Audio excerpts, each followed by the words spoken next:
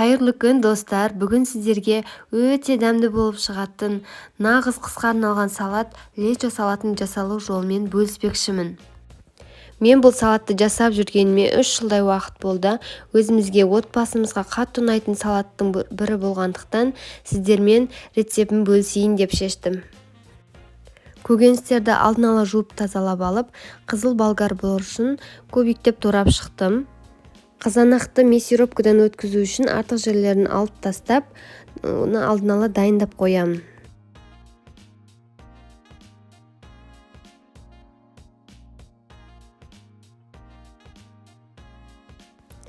Міне қызанақтың бәрін өткізіп қойдым, енді қоспаларын дайындап аламын. Пиязды осылай майда етіп тураймын.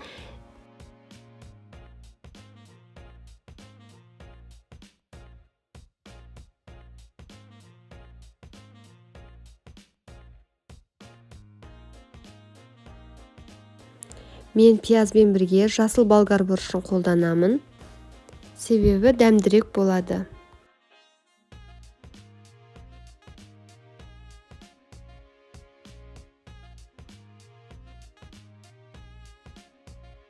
Барлық қоспаларын турап болдым, енді қазанды отқа қойып майын құямыз. Май қызған соң пиязын салдым, сарғайғанша жақсылап қуырып аламыз.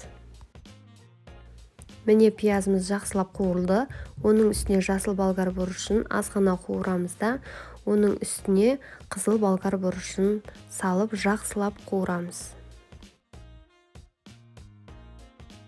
Салатымыз қуырылам дегенше мен аскөктерімді турап алайын. Мен аскөкті көбірек қосқанды ұнатамын. Негізі міндетті емес, қоспай қойса да болады. Мінекей салатымыз жақсылап қуырылып, әдемі түске еніпті. Енді оның үстіне ет тартқыштан өткізілген қызанағымызды құямыз.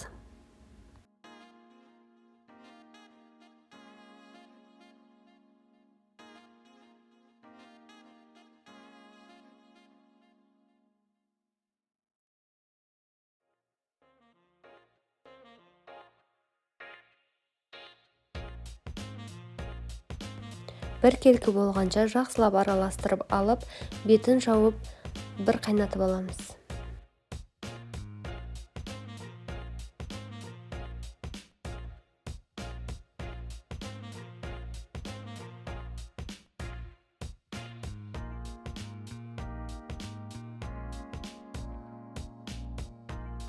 Қайнап шыққан соң дәміне қарай тұз бен қантын саламыз.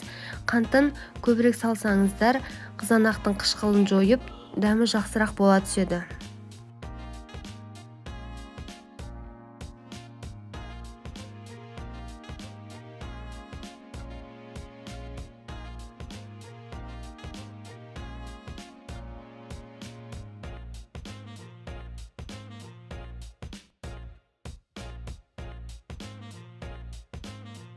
Барлығын жақсылап араластырып алып, бетін жауып тағы да бір қайнатып аламыз.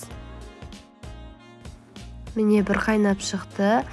Енді сарымсағын, уксусын және ащы бұрыш пен аскөктерді қосамыз.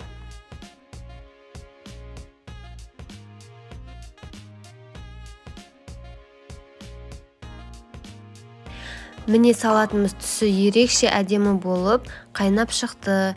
Енді банкамызға құйып жаба берсек болады. Менімен соңына дейін болғандарыңызға рахмет.